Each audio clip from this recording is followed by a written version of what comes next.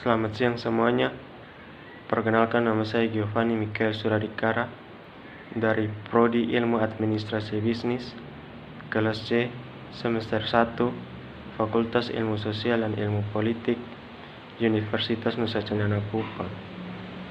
Pada video kali ini, saya akan menjelaskan buku pengantar sosiologi Surjono Sukanto, bab 5, yang berjudul Lembaga Kemasyarakatan. Yang pertama, pengertian lembaga kemasyarakatan. Lembaga kemasyarakatan merupakan terjemahan langsung dari istilah asing social institution. Akan tetapi hingga kini belum ada kata sepakat mengenai istilah Indonesia yang dengan tepat dapat menggambarkan isi social institution tersebut. Ada yang mempergunakan istilah pranata sosial, tetapi social institution menunjukkan pada adanya unsur-unsur yang mengatur perilaku warga masyarakat. Lembaga kemasyarakatan adalah himpunan norma-norma dari segala tindakan yang berkisar pada suatu kebutuhan pokok di dalam kehidupan masyarakat. Lembaga kemasyarakatan pada dasarnya mempunyai beberapa fungsi, yaitu yang pertama, memberikan pedoman kepada anggota masyarakat. Yang kedua, menjaga keutuhan masyarakat yang bersangkutan.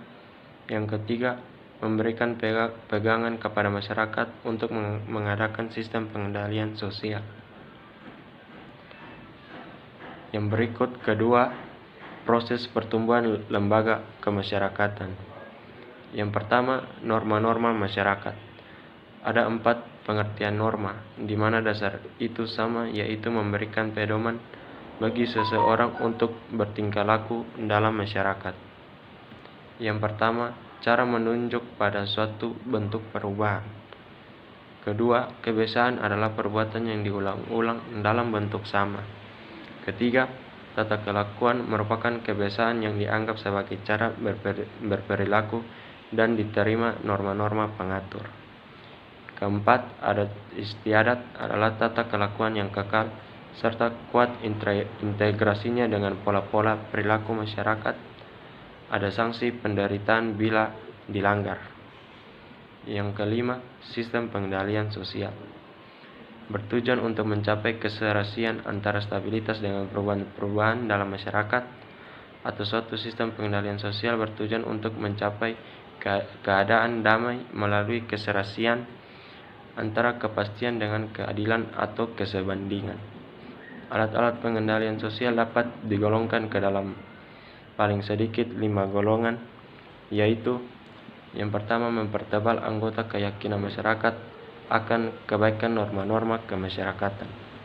Yang kedua, memberikan penghargaan kepada anggota masyarakat yang taat pada norma-norma kemasyarakatan.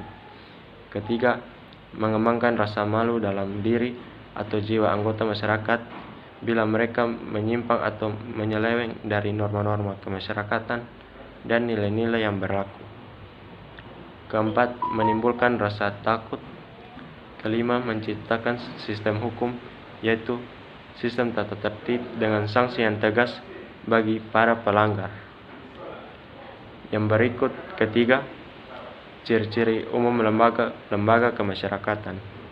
Menurut Gilin, lembaga kemasyarakatan mempunyai beberapa ciri umum, yaitu yang pertama, suatu lembaga kemasyarakatan adalah suatu organisasi pola-pola pemikiran dan pola-pola perilaku yang terwujud melalui aktivitas-aktivitas kemasyarakatan dan hasil-hasilnya.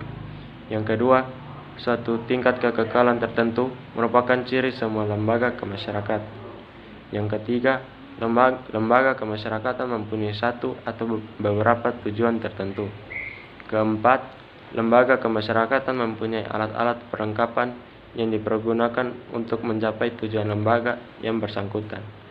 Yang kelima, lambang biasanya juga merupakan ciri khas lembaga kemasyarakatan. Keenam, suatu lembaga kemasyarakatan mempunyai suatu tradisi tertulis atau yang tidak tertulis. Yang berikut keempat, tipe-tipe lembaga kemasyarakatan. Yang pertama, dari sudut perkembangan ada dua tipe, yaitu institusi kreatif, merupakan lembaga-lembaga yang secara tak disengaja tumbuh dari adat istiadat masyarakat. Yang kedua, institusi yang disahkan, merupakan lembaga yang sengaja dibentuk untuk memenuhi tujuan tertentu. Kedua, dari sudut sistem nilai-nilai yang diterima masyarakat, ada dua tipe, yaitu yang pertama, institusi dasar, dianggap sebagai lembaga kemasyarakatan yang sangat penting untuk memelihara dan mempertahankan tata tertib dalam masyarakat. Kedua, institusi anak perusahaan dianggap kurang penting seperti kegiatan-kegiatan untuk rekreasi. Yang berikut ketiga, dari sudut penerimaan masyarakat terdapat dua tipe, yaitu disetujui lembaga sanksi sosial adalah lembaga-lembaga yang diterima masyarakat. Kedua, institusi tanpa sanksi merupakan lembaga-lembaga yang ditolak oleh masyarakat, walau masyarakat kadang-kadang tidak berhasil memberantasnya. Yang berikut keempat, dari sudut penyebarannya dibagi menjadi dua, yaitu institusi umum merupakan lembaga yang timbul karena dikenal oleh hampir semua masyarakat dunia. Kedua, institusi terbatas merupakan lembaga yang timbul karena dianut oleh masyarakat-masyarakat tertentu di dunia ini. Yang kelima, dari sudut fungsinya terdapat dua tipe, yaitu institusi operasional, lembaga yang berfungsi untuk menghimpun pola-pola atau tata cara yang diperlukan untuk mencapai tujuan lembaga yang bersangkutan. Kedua, institusi regulasi, lembaga yang bertujuan untuk mengawasi adat istiadat atau tata kelakuan yang tidak menjadi bagian mutlak lembaga itu sendiri. Yang berikut kelima, cara-cara mempelajari lembaga kemasyarakatan. Cara-cara pendekatan atau mempelajari lembaga kemasyarakatan dapat dirinci ke dalam: yang pertama, analisis secara historis, bertujuan meneliti sejarah timbul dan perkembangan suatu lembaga kemasyarakatan tertentu. Kedua, analisis komparatif, bertujuan menelaah suatu lembaga kemasyarakatan tertentu dalam berbagai masyarakat berlainan ataupun berbagai lapisan sosial masyarakat tersebut. Ketiga, analisis fungsional, bertujuan menyelidiki dengan jalan menganalisis hubungan antara lembaga-lembaga tersebut di dalam suatu masyarakat tertentu.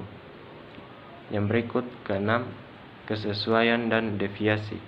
Masalah yang erat hubungannya dengan pengendalian sosial adalah conformity dan deviasi.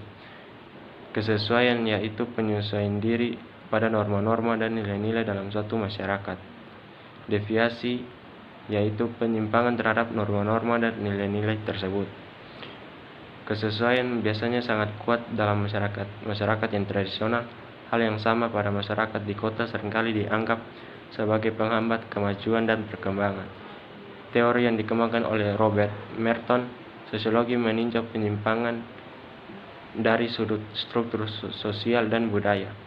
Menurut Merton, di antara segenap unsur sosial dan budaya, terdapat dua unsur terpenting, yaitu kerangka aspirasi dan unsur-unsur yang mengatur segala kegiatan untuk mencari aspirasi tersebut.